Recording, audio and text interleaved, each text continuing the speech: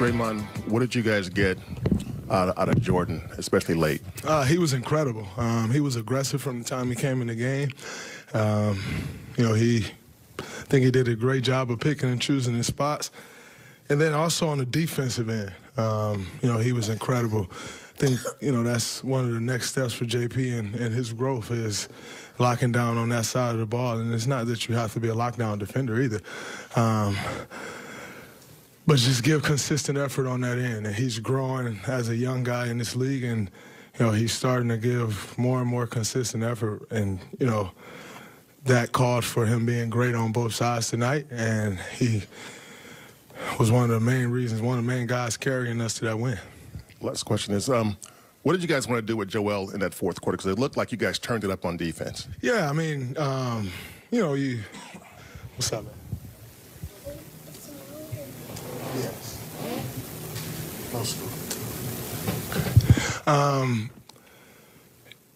With a guy like that, you never really want to give them a steady diet of anything because they just figure it out.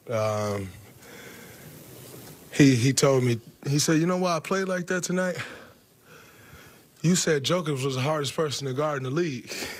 So I took that personal. And so I'm going to tell y'all, Joel's the hardest guy to guard in the league. But, you just don't want to give a steady diet. And in that fourth quarter, we just tried to throw different looks at him. We fired a couple times. We sent double teams from the top of the screen. I mean, from the top of the floor. We sent double teams from the bottom of the floor. He caught the ball at the three-point line one time. We sent the double team. It was just, Coach kind of gave us the free will to just, fake some hits and then pull back. And, just tried to keep him off balance. Loon did an incredible job all night of just battling him. And in saying that, he finished with 46 points. But the way Loon battled and just kept a body on him all night, the hope is that you wear him down. And, some of those shots that he was making throughout the game, you got during that fourth quarter, last 6 minutes of the game, he missed a few of them. And so just got to trust your defense and trust your process, and we did a good job of that.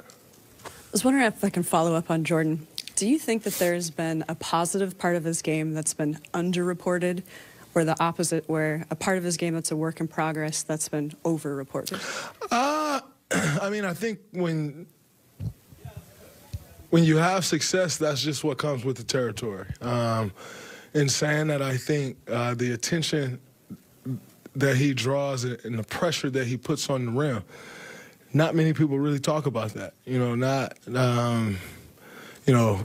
collapses defense. He keeps the defense honest. And when he gets downhill, he's tough to guard. He has great finishes. And he's a good passer as well. And so I think that's probably the part that's been underreported. It's just how much pressure he can put on the defense going downhill. Not, like I said, everyone will talk about his shot making and all of those things, but the pressure he puts on the rim, I think, is more important than the shot making. When he's putting that pressure on the rim, what do you